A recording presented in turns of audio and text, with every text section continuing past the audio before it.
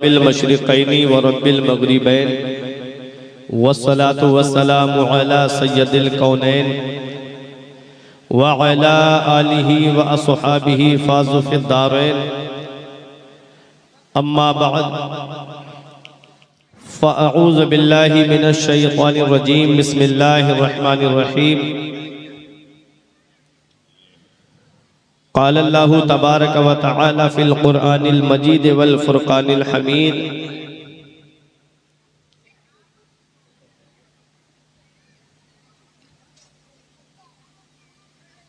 यासीन वल क़ुरआनिल हकीम व क़ाल अल्लाहु तबारक व तआला फ़ी मक़ामिन आख़र अफ़ला यतदब्बरूनल क़ुरआन आमन्तु बिल्लाह सदक़ल्लाहुल अज़ीम व सदक़ रसूलुहुन नबियुल अमीनुल करीम व नहनु अला ज़ालिका लमिनश शाहिदीन व शाकिरीन वल्हम्दुलिल्लाहि रब्बिल आलमीन।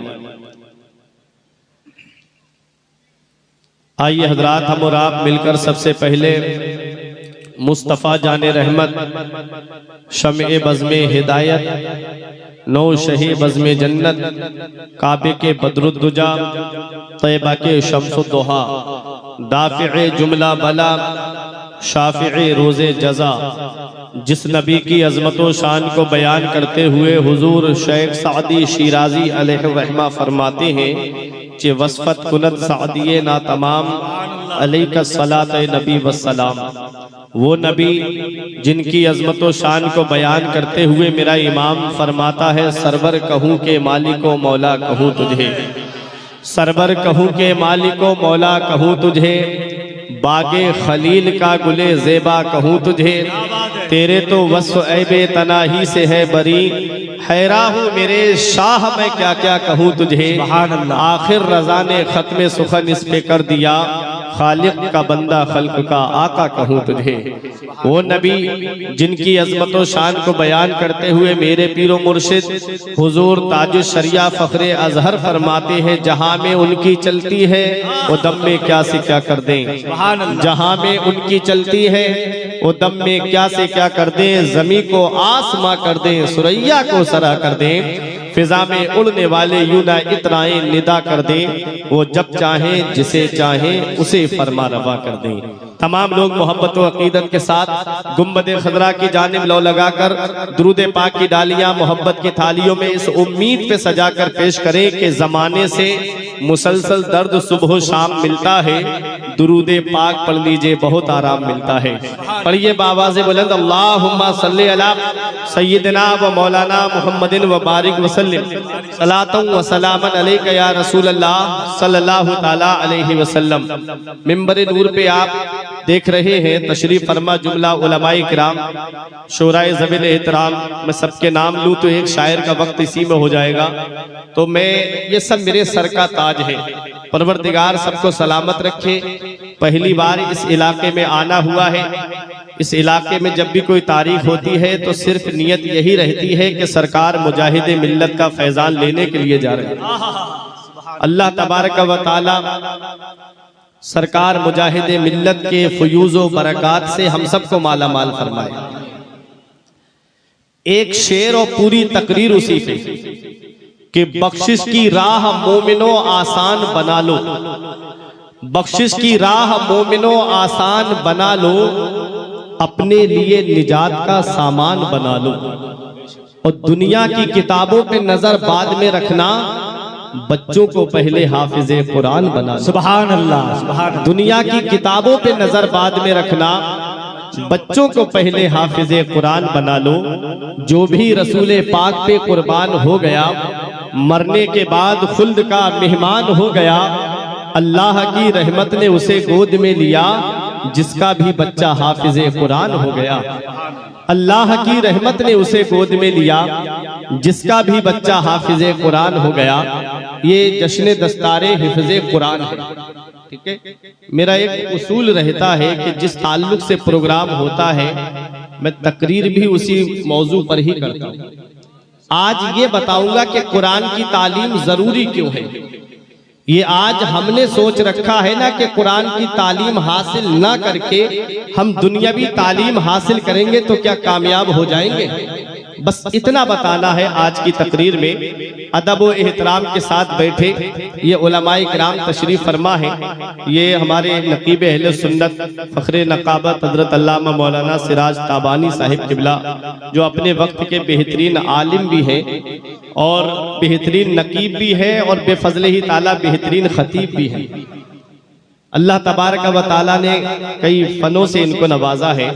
परवरदिगार इस शख्सियत को सलामत रखे, थोड़ा सा अदब मलहूज रखा करे। मन सकाता नजात, जो चुप रहा उसी ने निजात पाई, ये हदीस है। ये वो शख्सियत है, मैं कुछ बताना नहीं चाह रहा हूं। मैं बरेली शरीफ में रहता हूं तो मैं देखता हूं कि जामिअतुर रज़ा के स्टेज पर हुजूर ताजुल शरिया का जो मदरसा है जामिअतुर रज़ा, उर्से रज़बी के मौके पे शख्सियत की निज़ामत होती है।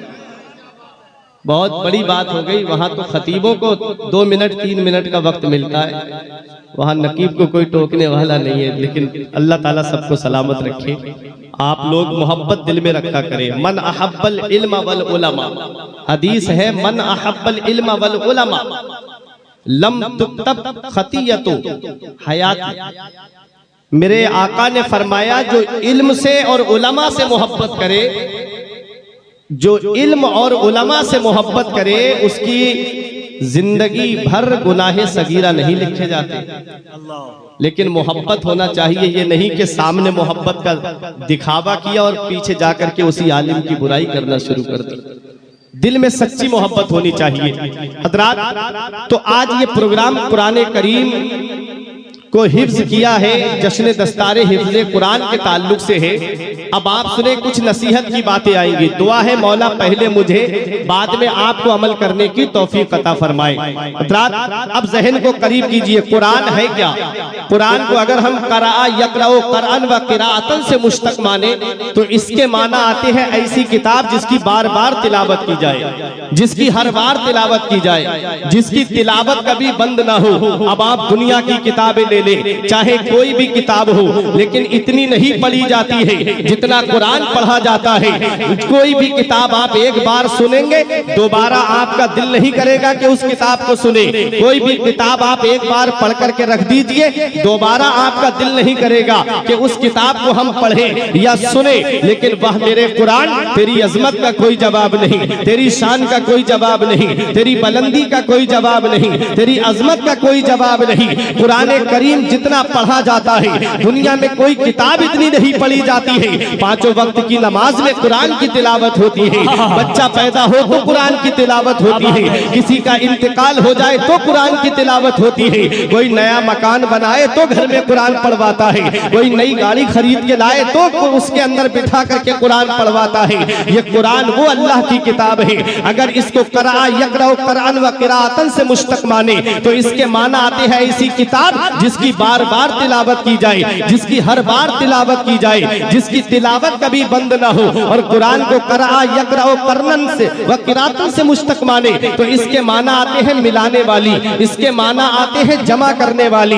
हजरात कुरान है क्या? तो मेरे आका इरशाद फरमाते हैं, लोगों तुम कुरान की तिलावत को मत छोड़ो। कुरान वो अल्लाह की किताब है, जब बंदा कुरान की तिलावत करता है तो इसका एक सिरा उस बंदे के हाथ में होता है और दूसरा सिरा परवरदिगारे आलम के दस्ते कुदरत में होता है। ये कुरान बंदे को मौला से मिला देता है, ये कुरान बंदे को रब से मिला देता है। इसलिए कुरान की तिलावत करो। जो कुरान की तिलावत करता है कुरान उसे छोड़ता नहीं है, जो कुरान को पढ़ता है कुरान उसको छोड़ता नहीं है। जो कुरान की सूरतों की तिलावत करता है, जब मरने के बाद कब्र में जाओगे, जब कब्र के अंदर पहुंचोगे, जब अजाब के फरिश्ते आएंगे तो सूरह यासीन शरीफ आ जाएगी। मौला इसे अजाब नहीं हो सकता क्योंकि ये मेरी तिलावत किया करता था। इधर सूरह रहमान आएगी, कहेगी मौला इसको अजाब नहीं हो सकता, ये रात को सूरह रहमान पढ़ा करता था। सूरह मुल्क आ जाएगी, मौला इसको अजाब नहीं हो सकता, ये रात को सूरह मुल्क की तिलावत करता था।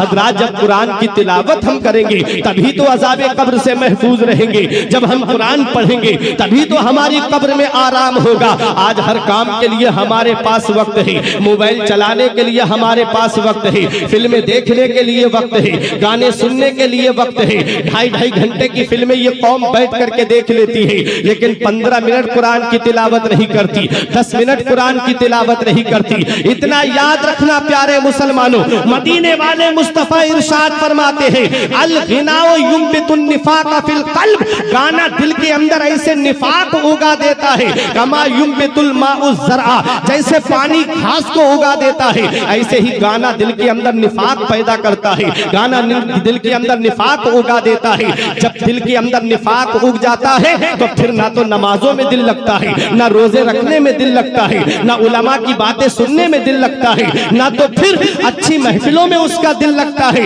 यही वजह है कि फिर हर जगह वो लहबो लईब तलाश करता हुआ फिरता है। मदीने वाले मुस्तफा फरमाते हैं, जब लोहे पे जंग आ जाती है तो उसे आग में डाल के साफ किया जाता है, और जब दिल पे जंग आ जाती है तो कुरान की तिलावत। नारे तकबीर, नारे रिसालत, अज़मते कुरान, जश्ने दस्तारे हिफ्ज़, सुभान अल्लाह सुभान अल्लाह। बहुत अच्छे हज़रात, तो कुरान है क्या? हर चीज का बयान कुरान के अंदर मौजूद, हर चीज का जिक्र कुरान के अंदर मौजूद। हीरे कुरान के अंदर मौजूद है, मोती कुरान के अंदर मौजूद है, सदफ कुरान के अंदर मौजूद है, गौहर कुरान के अंदर मौजूद है। और जिस मरीज को दुनिया के डॉक्टरों ने ला इलाज कर दिया हो, उसकी शिफा भी कुरान के अंदर मौजूद है। लेकिन शर्त यह है, इतनी सलाहियत होनी चाहिए, शर्त यह है, इतनी काबिलियत होनी चाहिए, शर्त यह है, इतनी इल्मी लियाकत होनी चाहिए। हज़रात आओ मैं आपको बताता हूँ कुरान है क्या। हर चीज का बयान कुरान के अंदर है। मैंने एक दावा किया है, ये उलमाए किराम तशरीफ फरमा है, इन सब की तवज्जो चाहता हूँ। कुछ इल्मी बात आएगी लेकिन मैं उसको आसान करके आपके सामने पेश करूंगा। हज़रात गिरामी, इमाम गजाली का नाम आपने सुना होगा, हुज्जतुल इस्लाम इमाम गजाली। हज़रात, उनके पास एक गैर मुस्लिम आया और आकर के क्या कहता है, ऐ इमाम गजाली, जरा ये तो बताइए, तुम्हारा दावा है कि कुरान के अंदर हर चीज का बयान मौजूद है।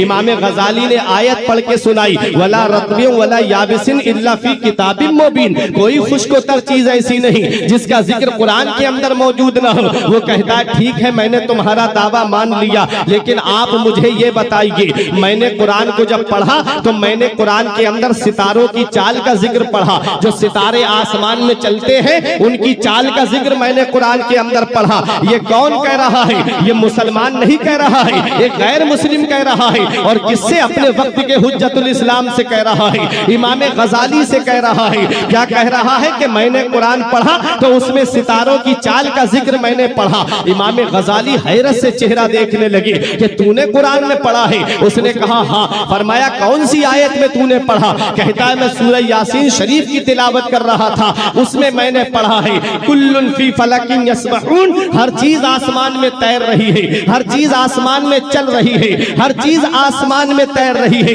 इमाम गजाली हैरत से देखने लगे, ये गैर मुस्लिम है और इसने सितारों की चाल का जिक्र कुरान में देख लिया है। आज मुसलमान कुरान पढ़ता है तो रस्मी तौर पे कुरान पढ़ता है। आज अगर किसी के घर में कुरान खानी हो तो 1-2 रुकू पढ़ा और पढ़ करके पारा बंद करके चला गया। आज घरों के अंदर कुरान की तिलावत हो ही कहाँ रही है। हज़रात, जिस घर में कुरान की तिलावत नहीं होती है वो घर खराब हो जाते हैं, वो घर वीरान हो जाते हैं। हज़रात, घरों के अंदर कुरान की तिलावत आज बंद होती जा रही है। यही वजह है कि घरों का दरवाजा मुसीबतों ने घेर लिया, घरों का दरवाजा परेशानियों ने घेर लिया। वरना वो मुअज़्ज़ज़ थे जमाने में मुसलमान होकर, वो मुअज़्ज़ज़ थे जमाने में मुसलमान होकर, और हम ख्वार हुए तारीके कुरान होकर। दरसे कुरान अगर तुमने भुलाया होता, ये जमाना ना जमाने ने हमें करनी है शहंशाह बतहा की रजा जोई, वो अपने हो गए तो रहमते परवरदिगार। क्या बात है, सुभान अल्लाह। नारे तकबीर, नारे रिसालत, उर्से मुक़द्दस, रज़ाए हबीब कॉन्फ्रेंस। हज़रात, तो आज हमारे घरों से कुरान की तिलावत बंद हो गई। मैंने दुर्रे मंसूर में सूरह मोहम्मद की फतह में, सिराज भाई, उसकी तफसीर में मैंने पढ़ा, मुबारक भाई, मेरे आका ने कुर्बे कयामत की 72 निशानियां बयान फरमाई कि कुर्बे कयामत 72 निशानियां जाहिर होंगी। उन 72 निशानियों में मैं 3 निशानी आपको बताता हूं। आप देखो, आका फरमाते हैं हुल्लतिल मसाहिफ, कुरान शरीफ बेहतरीन जिल्दों में होंगे, कुरान शरीफ सजी हुई जिल्दों में होंगे। वह सुव्विरतिल मसाजिद, और मस्जिदें सजी हुई होंगी, मस्जिदें डेकोरेट होंगी, सजी हुई होंगी। वह तुव्विलतिल मनाइर, और मीनार ऊंचे ऊंचे होंगे, मीनार ऊंचे ऊंचे होंगे। कुरान बेहतरीन जिल्दों में होगा लेकिन पढ़ने वाला नहीं होगा कोई। मस्जिदें सजी हुई होंगी लेकिन नमाजियों से खाली होंगी। मीनार ऊंचे ऊंचे होंगे लेकिन दिल वीरान हो चुके होंगे। आज हमको देखो, हमारे घरों के अंदर कुरान हमने इतने ऊपर उठा के रख दिया है जहां हाथ भी नहीं पहुंचता, और एलसीडी सामने बीच दरवाजे पे रखी हुई है। दरवाजे से जैसे ही दाखिल हो गए सामने एलसीडी चल रही है, वही फिल्में चल रही है, बच्चे भी फिल्में देख रहे हैं, बेटियां भी फिल्में देख रही है। बचपन से हम अपनी औलाद को लव स्टोरी वाली फिल्में दिखाते हैं, अफेयर वाली फिल्में दिखाते हैं। यही वजह है कि आज मुस्लिम बेटियां इर्तिदाद की तरफ जा रही है। आपने देखा नहीं, अभी अखबारी रिपोर्ट के मुताबिक, अब से 3 साल पहले की रिपोर्ट के मुताबिक 40,000 से ज्यादा मुस्लिम बेटियां इर्तिदाद की तरफ चली गई। क्या इसमें हमारी जिम्मेदारी नहीं है? क्या इसके जिम्मेदार हम नहीं है? मदीने वाले मुस्तफा फरमाते हैं कुल्लुकुम राइन व कुल्लुकुम मसऊलुन अन रइयतिही, तुमने का हर शख्स जिम्मेदार है, हर शख्स से उसकी जिम्मेदारी के बारे में पूछा जाएगा। बाप औलाद का जिम्मेदार है, बड़ा भाई छोटे भाई बहनों का जिम्मेदार है, शौहर बीवी का जिम्मेदार है। क्या माहौल आज हमने अपने घर का बना दिया। 10 लोगों का परिवार मेरे घर में, कभी दिल में ये ख्याल नहीं आता कि आज फजर के बाद सब लोग बैठ करके कुरान की तिलावत करें। 15-20 लोगों का परिवार मेरे घर में, कभी दिल में ये ख्याल नहीं आता कि आज हम लोग बैठ करके नबी पे दुरूद पढ़ते हैं। हर वक्त फिल्मों की बातें, हर वक्त गानों की बातें। कहां से घर में बरकतें नाजिल होंगी, कहां से घरों के अंदर सुकून नाजिल होगा। कुरान कहता है अला बिज़िक्रिल्लाहि तत्मइन्नुल कुलूब, दौलत में सुकून नहीं है, पावर में सुकून नहीं है, इक़्तिदार में सुकून नहीं है, औलाद में सुकून नहीं है। दिलों को चैन मिलता है तो अल्लाह के जिक्र से मिलता है, दिलों को राहत मिलती है तो अल्लाह के जिक्र से। सुभान अल्लाह, जिंदाबाद जिंदाबाद। आज हम अल्लाह के जिक्र से दूर होते जा रहे हैं। आज हमारे यहाँ का माहौल, मस्जिद की अंदर से आवाज आती है हय्या अलस सलाह, आओ नमाज की तरफ, हय्या अलल फलाह, आओ कामयाबी की तरफ। मुसलमान सुनता है और सुन के अनसुना करता है। कभी सोचा इस दुनिया में हमेशा रहने नहीं आए हैं। बड़ी बड़ी दौलत वाले आए, बड़े बड़े पैसे वाले आए, बड़े बड़े सरमाए वाले आए, बड़ी बड़ी उम्रें पाने वाले आए। शमशान इब्ने औज इब्ने आद इब्ने अनक इब्ने इरम तो 1700 साल दुनिया में जिया, 12,000 कुंवारी लड़कियों से शादी की, 40,000 शहर सिर्फ अपनी औलाद से बसाए, 400 खच्चरों पे उसकी चाबियां ला दी जाती थी खजाने की। लेकिन जब खुदाई का दावा किया तो रास्ते में जंगल में शिकार करने निकला, लश्कर दूसरी तरफ चला गया, ये साई अकेला तन्हा दूसरी जानिब निकल गया, जंगल में पैर रगड़ रगड़ करके मर गया। और दुनिया वालों को ये पैगाम दे करके गया, ए लोगों मुझे देख लेना, मैं दुनिया के झांसे में आकर के मैंने खुदाई का दावा कर दिया, आज दुनिया से जा रहा हूं। मेरी औलाद मेरे काम नहीं आ रही है, मेरा लश्कर मेरे काम नहीं आ रहा है, मेरा माल मेरे काम नहीं आ रहा है, मेरी हुकूमत मेरे काम नहीं आ रही है। आज मैं भूखा पैर रगड़ रगड़ करके दुनिया से जा रहा हूं। मेरा इमाम बरेली से पुकार के कहता है, इस दुनिया को तू क्या जाने, पिछली गांठ है हर्राफा, इस दुनिया को तू क्या जाने, पिछली गांठ है हर्राफा। सूरत देखो जालिम की तो कैसी भोली भाली है, शहद दिखाए जहर पिलाए, कातिल डाइन शौहर कुश, इस मुर्दार पे क्या ललचाया दुनिया देखी। क्या बात है, नारे तकबीर। शिरकत करें, शिरकत करें। या रसूल अल्लाह, जिंदाबाद जिंदाबाद जिंदाबाद। अल्लाह अकबर, क्या बात है, वाह वाह वाह वाह, सुभान अल्लाह। शेख सादी फरमाते हैं गुलिस्ता के अंदर पहला बाब जो दर सीरत पादशाह है उसमें फरमाते, जहां ए बिरादर नुमानत बकस, दिल अंदर जहां आफरी बंदोबस्त, मकुन तकिया बर मुल्क दुनिया पुष्ट के 20 यार कश्चू तू परवर दो कुछ चुआहेंगे रफ्तन कुनत जाने पाक, चे बर तख्त मुर्दन चे बर रुए खाक। फरमाते भाई ये दुनिया किसी के साथ नहीं रही, इस दुनिया के बनाने वाले अल्लाह से दिल लगा। दौलत पे भरोसा मत कर, दुनिया के माल पे भरोसा मत कर, दुनिया की हुकूमत पे भरोसा मत कर कि अल्लाह ने बहुत तेरे जैसों को पाला और मार डाला। जब पाक जान जाने का इरादा करती है तो जमीन पे मरना और तख्त पे मरना दोनों बराबर है। फर्क दुनिया ही में है सिर्फ गदाओ शह का, फर्क दुनिया ही में है सिर्फ गदाओ शह का। एक ही कब्र है दोनों की जमीन के नीचे। अमीर हो उसकी भी एक ही कब्र है, गरीब हो उसकी भी एक ही कब्र है। सिर्फ दुनिया में हमने अमीर और गरीब का फर्क बना रखा है। इतना याद रखना प्यारे मुसलमानों, ये दुनिया हमेशा रहने की जगह नहीं है। बड़ी उम्रें पाने वाले आए मगर दुनिया छोड़ के चले गए, बड़ी बड़ी दौलत वाले आए मगर दुनिया छोड़ के चले गए, बड़े बड़े सरमाए वाले आए मगर दुनिया छोड़ के चले गए। कारून का खजाना मशहूर है, शेख सादी फरमाते कारू हिलाक शुद्ध के चहल खाना गंज दाश्त, नौशेरवाना मुर्दवा नामे नेकू गुजाश्त। कारून हिलाक हो गया जो 40 घर खजाना रखता था, नौशेरवा नहीं मरा मगर नेक नाम दुनिया में छोड़ के चला गया। मतलब क्या है? मतलब ये है दौलत वाले आए दुनिया छोड़ के चले गए, उम्रे पाने वाले आए मगर दुनिया छोड़ के चले गए, बड़े बड़े ओहदे वाले आए दुनिया छोड़ करके चले गए। इस दुनिया में कोई हमेशा रहने नहीं आया है। कभी दौलत पे घमंड आने लगे, कभी पैसे पे घमंड आने लगे, कभी सेहत पे नाज होने लगे, कभी बेटों की नौकरी और मुलाजिमत पे तकब्बुर आने लगे, कभी बिल्डिंग पे घमंड होने लगे। तो एक चक्कर कब्रिस्तान का लगा लिया करो, वहां तुमसे ज्यादा दौलत वाले लेते हैं, वहां तुमसे ज्यादा पैसे वाले लेते हैं, वहां तुमसे ज्यादा सरमाए वाले लेते हैं। वो जिनकी नाक पे कभी मक्खी नहीं बैठती थी, उनके जिस्म की हड्डियों को मिट्टी ने गला दिया, सड़ा दिया, नामो निशान मिट गया।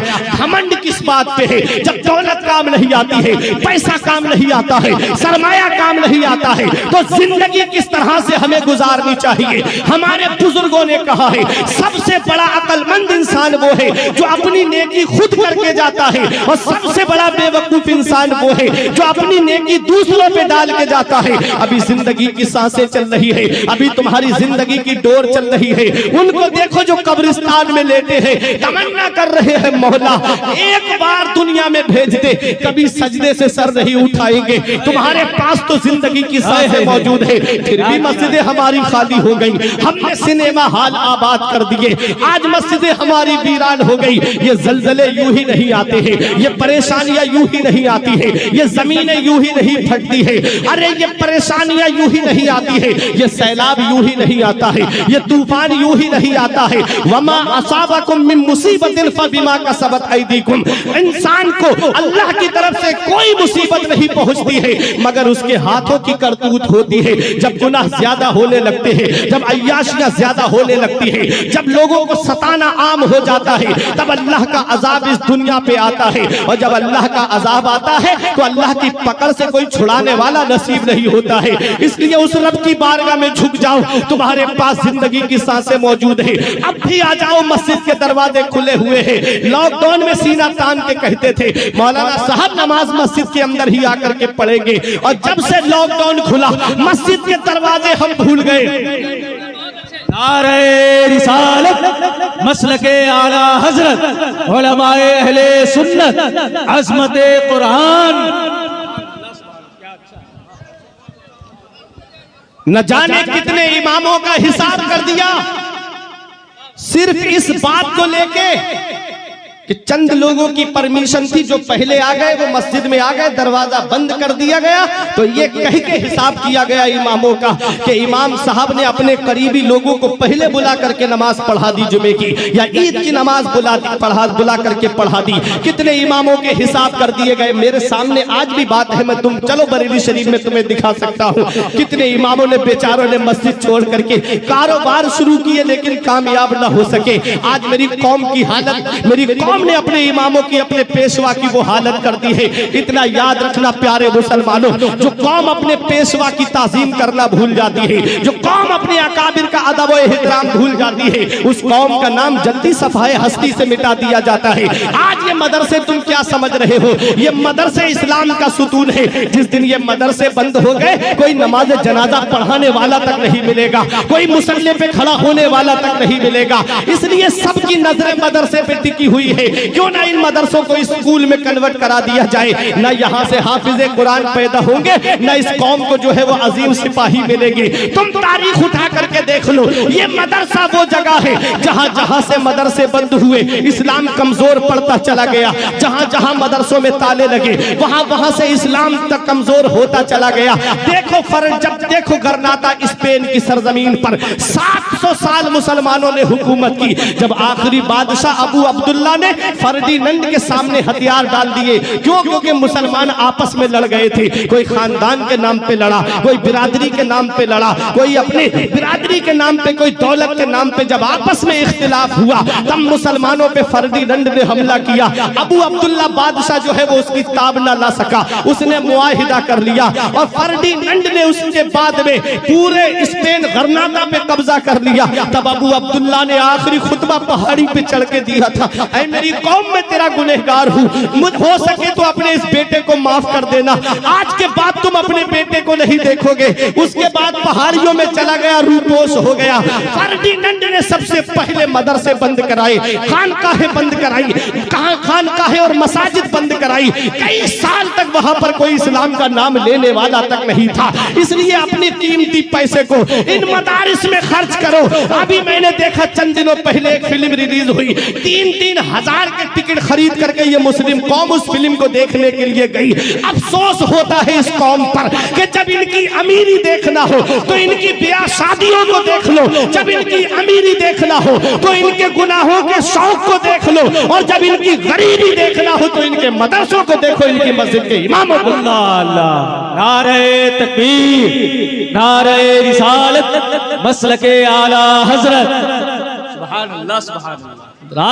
बहुत अच्छा। ये मदरसे वो जगह है जहां से तुम्हें इस्लाम के सिपाही मिलते हैं। देख लो तारीख उठा के, जब हिंदुस्तान पे अंग्रेजों ने कब्जा किया तो कौन था जो इस देश को आजाद कराने की आवाज उठाता? इसी मदरसे की टूटी हुई चटाई पे बैठ करके मदरसे, और सबसे पहले अंग्रेजों के खिलाफ जिहाद का फतवा दिया।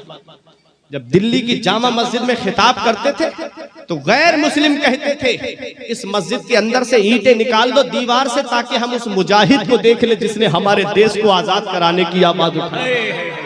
अरे बोलो मोहब्बत से सुभान अल्लाह। इसी मदरसे की देन है। एक साहब मुझसे बोले, मौलाना मेरी समझ से मदरसे बंद कर देनी चाहिए। मैंने कहा क्यों?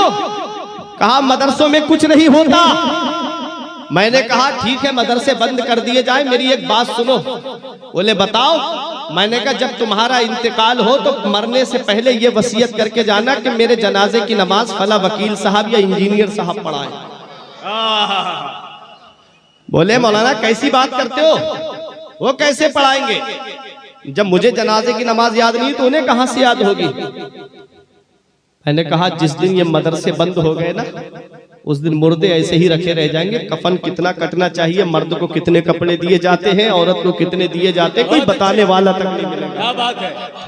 आज जिन उलमा को तौहीद की निगाहों से देखा जाता है, बच्चा पैदा हो तो कान में अजान यही मदरसे का प्रोडक्ट देता है, और जब इंतकाल हो जाए तो मुसल्ले पे खड़ा होने वाला भी मदरसे का ही प्रोडक्ट होता है।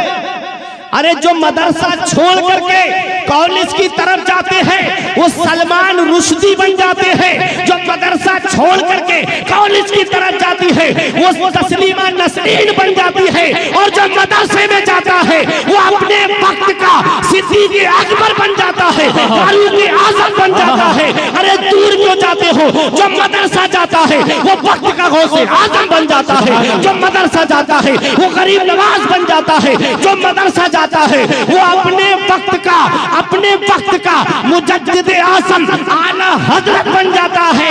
जब वालिद ने कहा कि बेटा इस स्कूल पढ़ने जाना है। तो बेटे ने कहा मुझे कॉलेज नहीं, स्कूल नहीं, बल्कि मुझे मदरसा जाना है। और मदरसा सुबहानिया में पहुंचे। उसके बाद अजमेर की सरजमीन पर अल्लामा सदरुल शरिया अमजद अली की बारगाह में पहुंचे। वहां जाकर के कुरान पढ़ा। उसके बाद में अल्लामा सदरुल फाजिल नईमुद्दीन मुरादाबादी के यहाँ मदरसे के अंदर जो शख्सियत पहुंची, उसी शख्सियत को आज पूरी दुनिया रईस आज़म उड़ीसा नारे तकबीर, नारे रिसालत, मसलके आला हजरत फैजाने सरकार मुजाहिदे मिल्लत उर्से सैयद हबीबुल्लाह शाह अलैहि रहमा रज़ाए हबीब कॉन्फ्रेंस। सुभान अल्लाह, सुभान अल्लाह, जिंदाबाद। क्या कमी थी मुजाहिदे मिल्लत के पास? क्या दौलत की कमी थी? क्या सरमाए की कमी थी? आज भी उनका बनाया हुआ मकान देख लो। रईस आज़म उड़ीसा थे, लेकिन सरकार मुजाहिदे मिल्लत ने कहा मैं दुनिया में रईसी करने के लिए नहीं आया हूँ, बल्कि कुरान को सीने में बसा करके इस्लाम की खिदमत करने के लिए।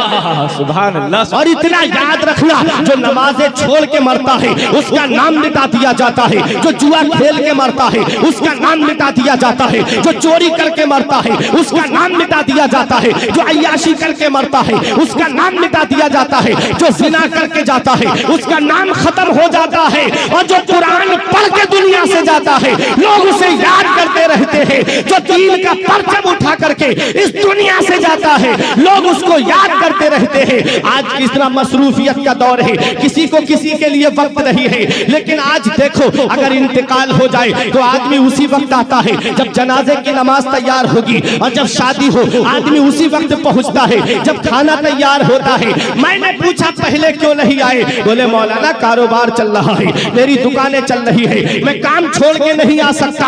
हजरात मैंने कहा इतना अजीज है तो इसके लिए पहले आ जाते। बोले वक्त नहीं है, लेकिन क्या वजह है? हुजूर सैयद हबीबुल्लाह की मोहब्बत में आप रात के 12 बजे के बाद भी यहाँ पर जाग रहे हो। ये वजह क्या है? वजह यही है कि जो दुनिया में रह करके गुनाह के काम करके जाता है उसको कोई याद नहीं करता है, जो अल्लाह और उसके रसूल को राजी करके जाता है लोग उसको याद करते हैं। सुभान अल्लाह, सुभान अल्लाह, नारे तकबीर। शिरकत करें माशाअल्लाह, जिंदाबाद,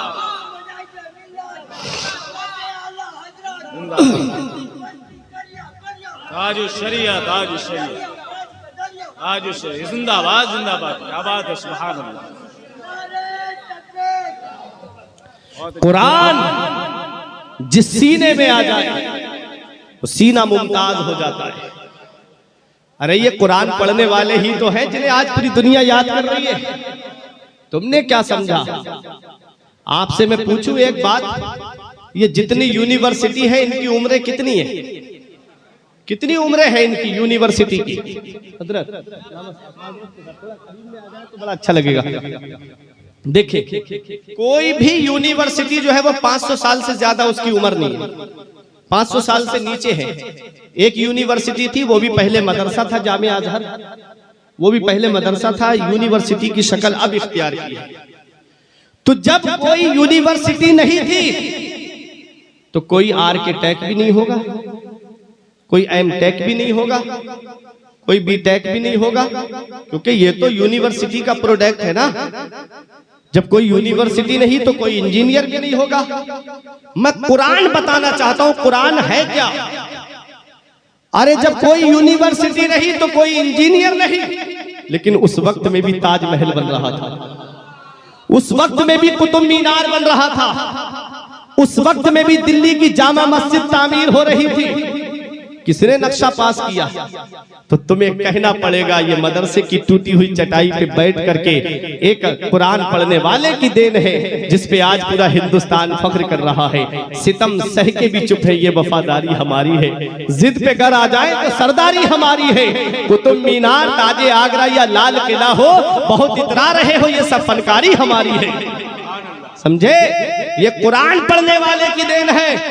आओ मैं आपको बताता हूं, कुरान में हर चीज का बयान है, लेकिन हम कुरान से दूर होते जा रहे हैं, हम कुरान की तालीम से हटते जा रहे हैं। ये तो आज हमने सोच रखा है ना कि बच्चा डॉक्टर बन गया, इंजीनियर बन गया, प्रोफेसर बन गया तो वो कामयाब हो जाएगा। ऐसा नहीं है। बच्चा पहले हाफिजे कुरान बनाओ, आलिमे दीन बनाओ, फिर उसके बाद बनाओ तो वो कामयाब है।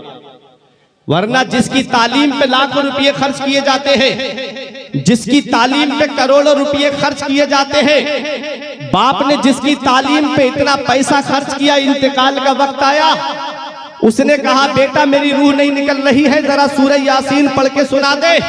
वो कहता है अब्बा मुझे ये भी नहीं पता कि यासीन शरीफ है कौन से पारे में। तो बाप पैर रगड़ रगड़ करके दुनिया से जा रहा है। हाय अफसोस, काश मैंने तुझे दुनियावी तालीम में न डाला होता, काश मैंने तुझे हाफिजे कुरान बनाया होता, आलिमे दीन बनाया होता, तो मेरी नज़ा में जो सख्ती हो रही है, तू मेरे सरहाने बैठ करके यासीन की तिलावत कर रहा होता तो मेरी नज़ा में आसानी हो जाती। हजरात अब उसका इंतकाल हो गया तो बच्चों को यह भी नहीं पता कि कफन कितना दिया जाता है, मर्द को कितने कपड़े दिए जाते हैं, औरत को कितने कपड़े दिए जाते हैं, कफन जो है फर्ज किफाया क्या है, कफन वाजिब क्या है, ये भी उसको नहीं पता है। हजरात बताना मकसद ये है कि जब जनाजे की नमाज का वक्त आया तो इमाम साहब खड़े होकर पूछ रहे हैं बस भाई इजाजत दो मैं नमाज पढ़ाऊं कि ना पढ़ाऊं। तो पीछे से आवाज आती है, सर पे छोटा सा रुमाल रख के तीनों बेटे एक तरफ खड़े होकर कहते हैं पढ़ाओ इमाम साहब नमाज जनाजा पढ़ाओ। वो जो चारपाई में जिसका जिस्म पड़ा हुआ है, सीना तान के चौराहे पे कहता था मौलाना जितने पैसे तुम एक साल में कमाते हो, मेरा एक बेटा एक महीने में पैसे कमा करके लाता है। अब उसकी चीखें कोई नहीं सुन रहा है, अब उसके जनाजे की चारपाई में अब वो उसका जिस्म पड़ा हुआ है और रूह पुकार पुकार के कह रही थी अरे जालिम, काश मैंने तुझे दुनियावी तालीम न दी होती बल्कि तेरी घुट्टी में मदीने वाले मुस्तफा का कुरान दिया होता तो तू दूर खड़ा नहीं होता, मुसल्ले पे खड़े होकर जनाजे की नमाज पढ़ाता नजर। सुभान अल्लाह, सुभान अल्लाह, जिंदाबाद जिंदाबाद, वाह वाह वाह। इसीलिए कहता हूँ बख्शिश की राह मोमिनो आसान बना लो, अपने लिए निजात का सामान बना लो। दुनिया की किताबों पे नजर बाद में रखना, बच्चों को पहले हाफिजे कुरान बनना। पहले दीनी तालीम सिखाओ अपने बच्चों को, पहले अपने मजहब की तालीम दो अपने बच्चों को। कुरान में हर चीज का बयान है। आओ पलट के इमाम गजाली से गैर मुस्लिम कहता है मैंने सितारों की चाल का जिक्र पढ़ा, लेकिन मुझे बताइए सीधी चाल का जिक्र मिल गया, उल्टी का नहीं मिला। अब उलमा की तवज्जो, फरमाया सीधी चाल का जिक्र कौन सी आयत में मिला? कहता है कुल्लुन फी फलकिन यस्बहून, हर चीज आसमान में तैर रही है। सितारे जो आसमान में चलते हैं ना, कभी देखना, आंगन में लेटे हो या छत पे लेटे हो तो गौर से देखना, सितारे चलते हुए मिलेंगे आपको। कुछ उधर से आते हैं, कुछ इधर से जाते हैं ना। तो सितारे दो तरह से चलते हैं, एक पॉजिटिव अंदाज में, दूसरे नेगेटिव अंदाज में, एक मुस्बत अंदाज, दूसरा मनफी अंदाज, एक सीधी चाल, दूसरे उल्टी चाल। तो वो कहता है गैर मुस्लिम के सीधी चाल का जिक्र मुझे मिल गया, लेकिन उल्टी चाल का जिक्र नहीं मिला। अब आप बताइए, इमाम गजाली ने मुस्कुरा के फरमाया थोड़ा और गौर कर लेता तो उल्टी चाल का भी जिक्र मिल जाता। अब मोहब्बत से बोलो सुभान अल्लाह, तब मैं बताऊं, पीछे वाले भी हाथ उठा के बोलो सुभान अल्लाह। बात समझ में आ रही है आपके? अब देखो ये उलमा अपनी दुआओं से नवाजेंगे, मौलाना इरशाद साहब मुबारक भाई। अब थोड़ी इल्मी बात है। इमाम गजाली ने फरमाया कि तूने कौन सी आयत में पढ़ा सितारों की चाल का जिक्र? कहता है कुल्लुन फी फलकिन यस्बहून, सूरह यासीन शरीफ की आयत है। हर चीज आसमान में तैर रही है। क्या है? कुल्लुन फी फलक, हर चीज आसमान में। कुल्लुन में पहला हर्फ काफ है, दूसरा हर्फ लाम है, मिलाकर के क्या हुआ? कुल। अब फी में पहला हर्फ फा, दूसरा हर्फ या, मिला करके हुआ फी, कुल्लुन फी। अब फलक में पहला हर्फ फा, दूसरा हर्फ लाम और तीसरा हर्फ काफ, मिला के हो गया फलक। ईमान ताजा हो जाएगा अगर आप बात समझ गए। ये उलमा नवाजेंगे दुआओं से। इमाम गजाली ने फरमाया समझ गया? बोला हाँ। फरमाया अब इसको उल्टा पढ़, उल्टा पढ़, कुल्लुन फी फलक को अब उल्टा पढ़ो। अब फलक में आखिरी हर्फ क्या है? काफ, और बीच वाला हर्फ क्या है? लाम, मिला करके क्या हो गया? कुल। अब फलक का बचा फा और इधर फी का बचा या, मिला करके हो गया फी, हो गया कुल्लुन फी। अब इधर फी का बच्चा फा और उधर लफ्ज था कुल का आखिरी हर्फ लाम था। अब देखे इधर फी का फा और कुल का लाम और आखिरी हर्फ हुआ का, मिला के हो गया फलक। इमाम गजाली फरमाते हैं सीधी तरफ से पढ़ोगे तब भी कुल्लुन फी फलक और उल्टी तरफ से पढ़ोगे भी कुल्लुन फी फलक। सीधी तरफ से पढ़ोगे तो सीधी चाल का जिक्र है, उल्टी तरफ से पढ़ोगे तो उल्टी चाल। नारे तकबीर, नारे रिसालत, एजाज़े कुरान, मसलके आला हज़रत। जिंदाबाद जिंदाबाद, क्या बात है। समझ गए, हर चीज कुरान में है, मगर इतना इल्म होना चाहिए, इतनी सलाहियत होनी चाहिए, इतनी काबिलियत होनी चाहिए। अब आपके ईमान में और ताजगी पैदा हो जाएगी। अब सुनो 1969 के अंदर, कितने 1969 के अंदर 3 लोग चांद पर गए थे। कितने लोग गए थे? 3 लोग चांद पर गए थे। एडन, एल्ड्रन, कॉलिन बुश, हजरात 3 लोग चांद पर गए थे। क्या इसका जिक्र भी कुरान में आया है? कुरान तो 1450 साल पहले नाजिल हुआ और ये 1969 में गए, अभी 100 साल भी नहीं हुए। तो क्या इसका जिक्र कुरान में आया? कभी सोचा? वो तो अब गए। कुरान 1450 साल पहले ऐलान कर रहा है, या माशरल जिन्न वल इंस इन इस्ततातुम अन तनफुजू मिन अक़तारिस समावाति वल अर्द फनफुजू ला तनफुजूना इल्ला बिसुल्तान फबिअय्यि आलाई रब्बिकुमा तुकज़्ज़िबान। ऐ जिन्न और इंसान के गिरोह, अगर तुम आसमान के किनारों से गुजरना चाहो तो गुजर जाओ, जहां जाना चाहते हो वहां जाओ, जहां जाओगे वहां अल्लाह की बादशाहत पाओगे, जहां जाओगे वहां अल्लाह की सल्तनत पाओगे। हज़रात गिरामी, तो 3 लोग चांद पर गए थे और अभी हालिया चंद दिनों पहले सुनीता विलियम गई थी, जो चांद पर गई थी, स्पेस पर गई थी। उसने जाकर के ऐलान किया था, अमेरिका ने वो पूरी सीडी आकर के छुपा दी, मीडिया के सामने वो सीडी नहीं आने दी।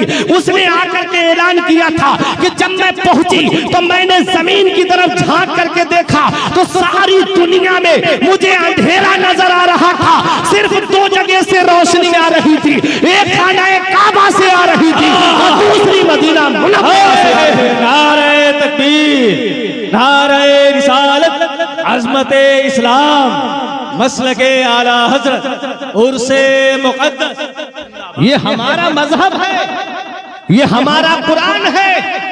1450 साल पहले कुरान नाजिल हुआ है। हज़रात आज दुनिया की किताबें आप देख लीजिए, चाहे अभी आपको बताता हूँ, मैं किसी किताब को अपमान के तौर पे नहीं बोल रहा हूँ। 4 वेद है, 18 पुराण है और उसी में गीता, रामायण वगैरह भी आती है और भी किताबें हैं। लेकिन आप सारी किताबों का सर्वे कीजिए तो आपको वो किताबें जो है आज भी संस्कृत में ही मिलेंगी। बहुत मिला तो उनका अनुवाद आपको हिंदी में मिल जाएगा, लेकिन कुरान की शान देखो, कुरान की अजमत देखो, कुरान की रिफात देखो। चाइनीज में भी कुरान आपको मिल जाएगा, इंग्लिश में भी कुरान आपको मिल जाएगा और आप देखिए हिंदी में भी कुरान आपको मिल जाएगा। मैं सिर्फ लैंग्वेज गिनाना मकसद नहीं है, बल्कि बताना मकसद ये है कि चाइना की जरूरत भी मेरा कुरान है, अमेरिका की जरूरत भी मेरा कुरान है, अफ्रीका की जरूरत भी मेरा कुरान है, सारी दुनिया की जरूरत मेरा कुरान है। और मेरे कुरान की शान ये है, और किताबों को आप देख लो, वो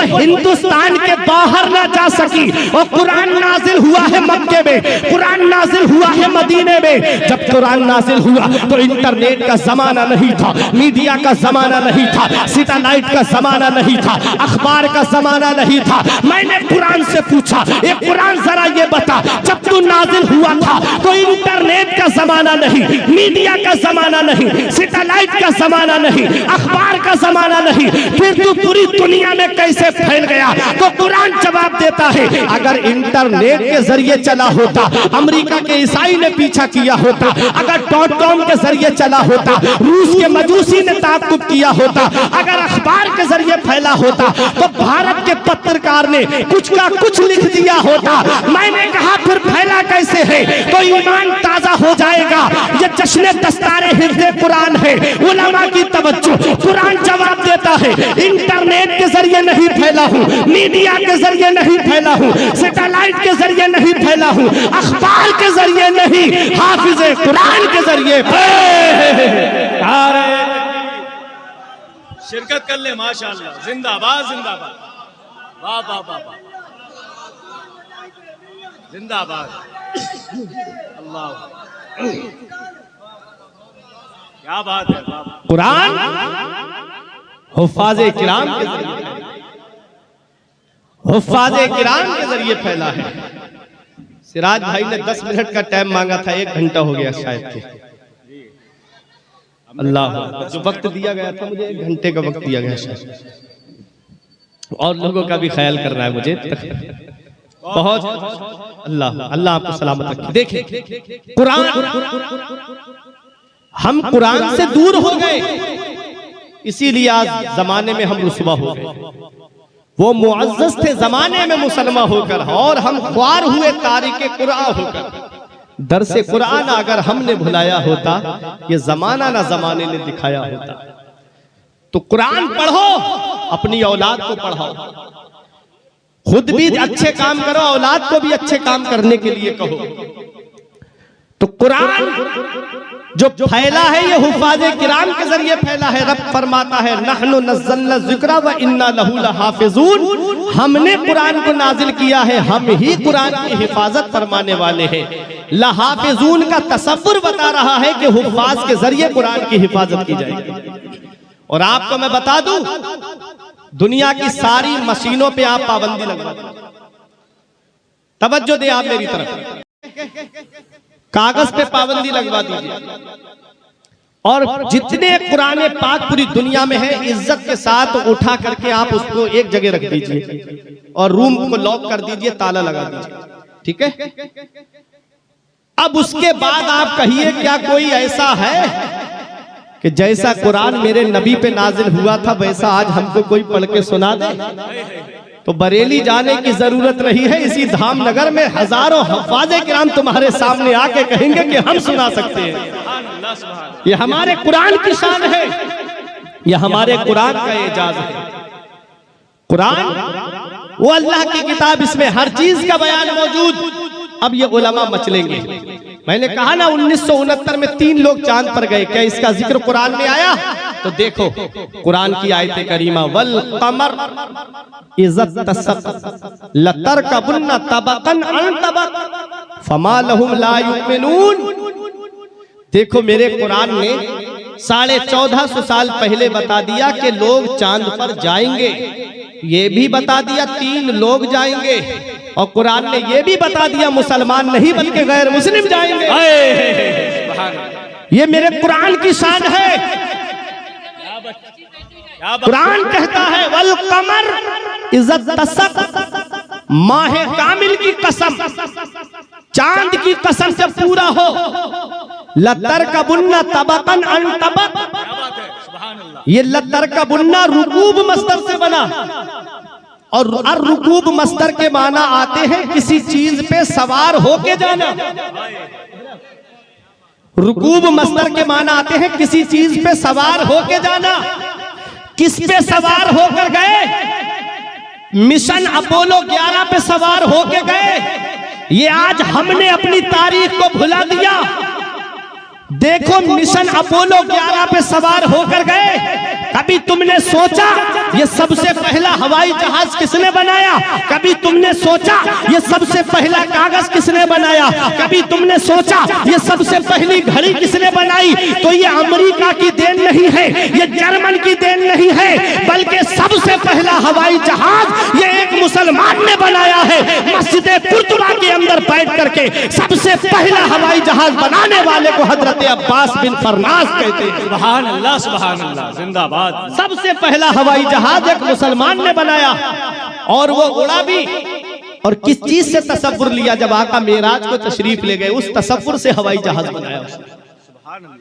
कुरान पढ़ा तो परिंदे का तसव्वुर लिया कि परिंदा जब फिजा में उड़ता है तो उसकी पूंछ उसको मेंटेन करके रखती है, उसका बैलेंस बना के रखती है। परिंदे की पूंछ आप उखेड़ दो, उड़ा के देखना, गिरता फिरेगा इधर उधर, सीधा नहीं उड़ पाएगा। तजर्बे वाली बात बोल रहा हूं। उसने बगैर पूंछ का हवाई जहाज बनाया। 7 या 10 मिनट तक वो उड़ा, लैंडिंग के वक्त क्रैश हो गया। तो ये नजरिया तो हमारा था, ये फार्मूला देने वाले तो हम थे। ये सबसे पहला कागज किसने बनाया? सबसे पहला कागज हजरत यूसुफ बिन अम्र ने बनाया। रुई से कागज बनाया, रुई से। आज कागज किससे बनता है? आज दरख्त से बनता है, पेड़ से बनता है। इसको काटा जाता है, बारीक पीसा जाता है, मशीन के अंदर डाल करके केमिकल लगा करके फिर कागज तैयार होता है। अब मैं एक बात कहने जा रहा हूं हुफ्फाज़े किराम के ताल्लुक से, अगर आप समझ गए तो आप खामोश नहीं रहोगे। देखो, कागज बन के तैयार हुआ, उस कागज पे क्या लिखा? छोटा आ बड़ा आ, ABCD, ठीक है। अब वो बच्चे ने पढ़ा, पढ़ने के बाद वो आगे पास हो गया, पढ़ के डॉक्टर बन गया, इंजीनियर बन गया, प्रोफेसर बन गया। एक मिसाल दे रहा हूं मैं, ठीक है। वो किताबें जो थी वो अलमारी में रखी हुई थी, बाप ने क्या किया? उसको भंगार वाले के हाथ बेच दिया। अब वो किताब बिक गई, भंगार वाले ने क्या किया? उसको दुकानदार के हाथ बेच दिया। दुकानदार ने अपने साइज में किताबें काटी और किसी पे समोसा रख के बेचा, किसी पे जलेबी रख करके बेची, किसी पे ब्रेड पकोड़ा रख करके बेचा। और बेचने के बाद में खाने वाला उस कागज को जेब में नहीं रखता है, खाया समोसा और कागज को फेंक दिया। अब वो कागज कहाँ है? वो कागज नाली में पड़ा है। वो कागज नाली में पड़ा है, कीचड़ में पड़ा है।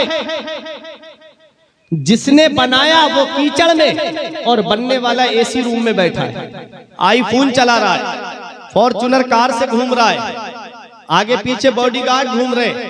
बनाने वाला नाली में, बनने वाला AC रूम में बैठा है। एक कटिया की सरजमीन पर रहने वालों, उर्से सैयद हबीबुल्लाह में आने वालों, मुजाहिद मिल्लत के फैजान से माला माल होने वालों, सेम मशीन है, सेम केमिकल है, सेम कागज है, लेकिन उसके ऊपर छोटा आ बड़ा आ नहीं लिखा है, ABCD नहीं लिखी है, बल्कि उस पर लिखा है बिस्मिल्लाहिर्रहमानिर्रहीम अल्हम्दुलिल्लाहि रब्बिल आलमीन। तो कोई आलिम फतवा नहीं देगा, कोई मुफ्ती फतवा नहीं देगा, कोई मुहद्दिस फतवा नहीं देगा। रब हुक्म दे रहा है ला यमस्सुहु इल्लल मुताहरून, इसे जब तक वुजू ना हो हाथ भी मत लगाना, बगैर वुजू के इसे छूना भी मत। अरे कागज एक है, मशीन एक है। मैंने कागज से पूछा, कागज जरा ये तो बता, तू नाली में पड़ा हुआ है और एक कागज वो है जिसे बगैर वुजू के हाथ लगाने का भी हुक्म नहीं है, बात क्या है? तो कागज जवाब देता है मेरे वजूद को मत देख, मेरे ऊपर लिखा हुआ देख, मेरे ऊपर कुरान लिखा हुआ है। अरे कटिया वालों, जब कुरान कागज पर लिख जाए तो कागज मुमताज हो जाता है, तो जब कुरान सीने में आ जाता है। नारे तकबीर, नारे रिसालत, जश्ने दस्तारे हिफ्ज़, जिंदाबाद जिंदाबाद। क्या बात है। कागज पे कुरान लिख जाए तो कागज मुमताज हो जाता है। तो जिस सीने में कुरान होगा उस सीने की शान क्या होगी, जिस सीने में कुरान होगा उस सीने की अजमत क्या होगी। मदीने वाले मुस्तफा फरमाते हैं जब हाफिज़े कुरान कब्र में जाता है, जब उसका इंतकाल हो जाता है, जब वो कब्र में पहुंचता है तो रब जमीन को हुक्म देता है ला ताकुली लहमा, जमीन इसके जिस्म को मत खाना। जमीन का काम है गला देना, मिट्टी का काम है सड़ा देना, मिट्टी का काम है गला देना। रब हुक्म देता है इसके बदन को मत खाना, तो जमीन रब की बारगाह में अर्ज करती है मौला मैं इसके बदन को कैसे खा सकती हूं जिसके सीने में तेरा कलाम मौजूद है। इसीलिए कहा है कि बाअमल हाफिज़े कुरान के जिस्म को कब्र में मिट्टी नहीं खाती है, बाअमल आलिम दीन के जिस्म को कब्र में मिट्टी नहीं खाती है। जो हर वक्त नबी पे दुरूद शरीफ पढ़ता है उसके बदन को भी कब्र में मिट्टी नहीं खाती। जमीन मैली नहीं होती, जमन मैला नहीं होता, मोहम्मद के गुलामों का कफन मैला नहीं होता। तो अपने लोगों यही पैगाम रखो कि बख्शिश की राह मोमिनो आसान बना लो, अपने लिए निजात का सामान बना लो। दुनिया की किताबों पे नजर बाद में रखना, बच्चों को पहले हाफिज़े कुरान बना। तो सुनो, सबसे पहली घड़ी हजरत यूसुफ बिन अम्र ने बनाई और उसे मस्जिद कुर्तुबा में नहीं लगाया, दमिश्क की जामा मस्जिद में लगाया। और आला हजरत उस शख्सियत का नाम है कि आला हजरत को अल्लाह ने वो इल्म अता फरमाया कि आला हजरत कभी भी घड़ी का टाइम जो है वो दूसरे की घड़ी से नहीं मिलाते थे। बाहर निकलते सूरज को देख करके अपनी घड़ी का टाइम मिला लिया करते थे। और रात में सितारे देख करके अपनी घड़ी का वक्त मिला लिया करते। शान है कुरान पढ़ने वालों की, ये मकाम है कुरान पढ़ने वालों का। तो अपने बच्चों को कुरान पढ़ाओ, दीनी तालीम सिखाओ अपने बच्चों को। तो मैं अर्ज ये कर रहा था कि जो लोग चांद पर गए, कुरान कहता है वल कमर इज़्ज़त तसक लतरकबुन्ना तबकन अन तबक, माहे कामिल की कसम जरूर सवार होकर के जाओगे। लतरकबुन्ना तबकन अन तबक, स्टेप बाई स्टेप, जीना बजीना। वो लोग मिशन अपोलो 11 पे सवार होकर गए। अब देखो कुरान कहता है फमा लहुम ला युमिनून। ला युमिनून किसके लिए बोला जाता है? ईमान वाले के लिए बोला जाता है या गैर ईमान वाले के लिए बोला जाता है? ला युमिनून उसके लिए बोला जाता है जो ईमान वाला नहीं। तो 1969 में 3 गए, कुरान ने 1450 साल पहले बता दिया कि चांद पर लोग जाएंगे। और देखो इसमें लतरकबुन्ना जमा का सेगा हजरत, और जमा का इतलाक मा फौकल वाहिद के तहत जो है वो 2 से ऊपर बोला जाता है। कितने? 3 लोग गए थे, ये भी मैं आपको बता दूं। तो मेरे कुरान ने ये भी बता दिया कि चांद पर लोग जाएंगे, ये भी बता दिया कि 3 लोग जाएंगे। कुरान ने ये भी बता दिया मुसलमान नहीं बल्कि गैर मुस्लिम जाएंगे। ये हमारे कुरान की शान है, इसलिए अपने बच्चों को कुरान पढ़ाओ, खुद भी कुरान की तालीम हासिल करो। उम्र तालीम के लिए कोई उम्र नहीं होती। उतलुबुल इल्मा मिनल महदी इलल लहद, इल्म दीन हासिल करो माँ की गोद से कब्र की गोद तक, कोई उम्र नहीं है। पूरी मार्केट का हिसाब हम याद कर लेते हैं, और सबसे आसान कुरान है। वलक़द यस्सरनल कुरान लिज़िक्र, हमने कुरान को पढ़ने के लिए आसान कर दिया। कुरान से ज्यादा आसान कोई किताब नहीं। सिर्फ एक पारा आप तलफ्फुज के साथ पढ़ लीजिए, पूरा कुरान आप अपने उस्ताद से सुना सकते हैं। ये कुरान की शान है। तो अपने बच्चों को कुरान पढ़ाओ। अब एक हदीस सुन लो, उसका तर्जमा सुन लो, मैं अपनी जगह बैठा हूं। आका ने फरमाया, देखो जहां माँ बाप के हुकूक औलाद के ऊपर है, वहीं औलाद के भी हुकूक माँ बाप के ऊपर। शरीयत ने सबको हिस्सेदार और सबको जिम्मेदार ठहराया।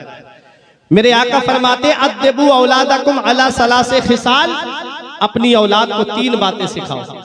क्या फरमाया मेरे आका ने? अपनी औलाद को 3 बातें सिखाओ। हुब्बे नबीयकुम, उनके दिल में अपने नबी की मोहब्बत डाल दो, उनके दिल में अपने नबी का प्यार डाल दो। अब नबी की मोहब्बत क्या उन्हें गाने सुनाने से पैदा होगी? नबी की मोहब्बत क्या उन्हें फिल्में दिखाने से पैदा होगी?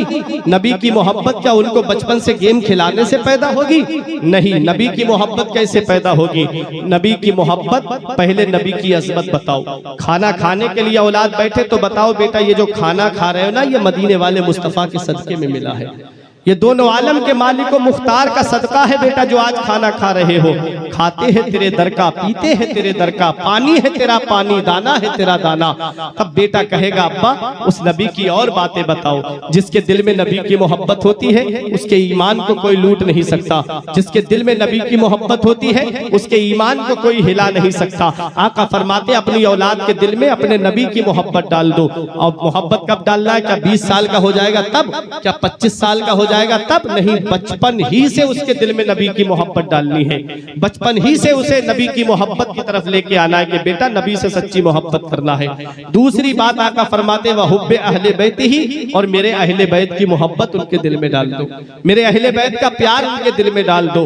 अब अहले बैत में मेरे आका की अज़वाज मुतहरात भी हैं, मेरे आका के तमाम घर वाले भी हैं, और पंजतन पाक भी है अहले बैत में। अपने घर की बच्चियों को बताओ कि बेटी हजरत फातिमा का पर्दा क्या है। अपने घर की बहुओं को बताओ कि हजरत ज़ैनब के पर्दे की शान क्या है। आज जब तुम अपने घर की बच्चियों को, बहुओं को, बेटियों को, माओं के सामने हजरत फातिमा की सीरत बयान करोगे तो कभी भी वो इर्तिदाद की तरफ नहीं जाएंगी। उन्हें बताओ कि सबसे बड़ी दौलत ईमान की दौलत है। उन्हें बताओ कि सबसे बड़ा सरमाया ईमान का सरमाया है। अगर सबसे बड़ा इंसान हिंदुस्तान का सारी दौलत लेके तुम्हारे पास में आए और मेरी बस्ती के गरीब से गरीब इंसान जो ठेला पे कुछ फल रख करके बेचने वाला हो, उससे आकर के ये कहे कि मेरी ये सारी दौलत ले लो और अपना ईमान मुझे दे दो, तो क्या मुझे बताओ कटिया वालों, क्या वो अपने ईमान का सौदा कर पाएगा? हरगिज अपने ईमान का सौदा नहीं करेगा। तो बताओ कि सबसे बड़ी दौलत ईमान की दौलत है, सबसे बड़ा सरमाया ईमान का सरमाया है। जिसके दिल में नबी की मोहब्बत होती है उसके ईमान को कोई लूट नहीं पाता है। जिसके दिल में नबी की मोहब्बत होती है कोई उसके ईमान को हिला नहीं पाता है। मेरा इमाम पुकार करके कहता है, जानो दिल तेरे कदम पर वारे, क्या नसीबे है तेरे यारों के, नसीबे क्या नसीबे है तेरे यारों के, सच्ची मोहब्बत नबी से करो। अब आखिरी बात जिसके लिए मैंने ये आयत पढ़ी, आका फरमाते व किरातिल कुरान, और अपनी औलाद को कुरान पढ़ना सिखाओ। क्या फरमाया आका ने? अपनी औलाद को कुरान पढ़ना सिखाओ।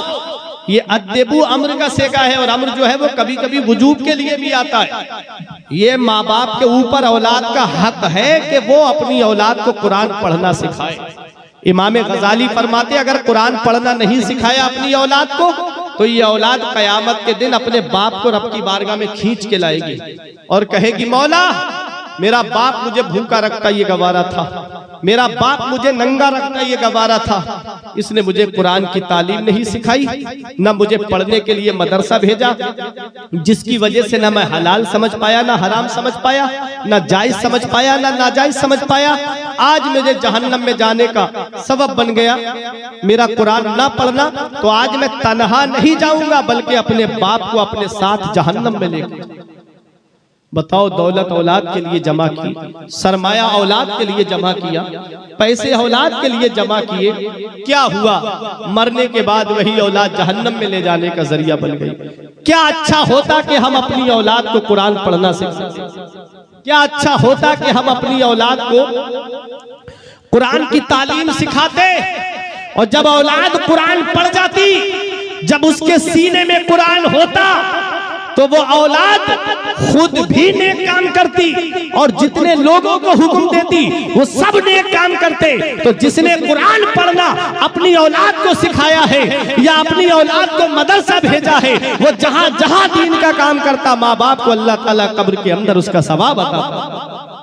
अब एक आखिरी बात सुनो, जन्नत में मुख्तलिफ दर्जे हैं। आम मोमिनीन के दर्जे अलग, खास मोमिनीन के दर्जे अलग, औलिया में भी अलग अलग तबकात हैं। अब्दाल का दर्जा अलग होगा, औताद का अलग होगा, अफराद का अलग होगा, इमामान का अलग होगा, अफ्ताब का अलग होगा, अकवास का अलग होगा, और तमाम औलिया में सबसे बड़ा दर्जा गौसे आजम का होगा। फिर उसके बाद सहाबाए किराम के दर्जे होंगे। तो दर्जे अलग अलग हैं। आम मोमिन की ये शान होगी कि वो जन्नत में एक दर्जे से दूसरे दर्जे में पहुंच जाएगा। वो रब की बारगाह में अर्ज करेगा, देखो हाफिज कुरान की शान, कुरान औलाद को पढ़ा के गए, उसका मकाम।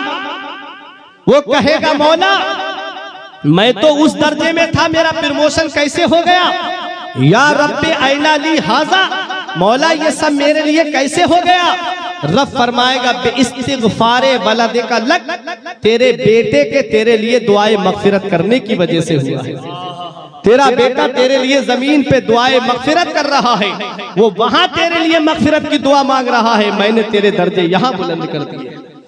तो पता चला, जिसके दुआ करने की वजह से माँ बाप का दर्जा बुलंद हो जाए, तो सोचो उस हाफिज का मकाम क्या होगा, उस हाफिज की शान क्या होगी, उस हाफिज की अजमत क्या होगी। इनका मर्तबा तो कयामत के दिन पता चलेगा, इनकी शान तो कयामत के दिन पता चलेगी, इनकी अजमत तो कयामत के दिन पता चलेगी। वो हाफिज कुरान जो कुरान के हलाल को हलाल जाने, हराम को हराम जाने।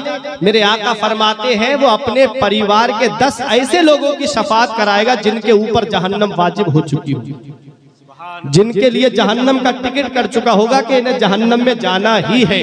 तो वो बाअमल हाफिज कुरान अपने परिवार के 10 लोगों की शफाअत करेगा और उनको जन्नत में लेकर के जाएगा। तो अपने दुनिया की दौलत मत देखो, दुनिया का सरमाया मत देखो।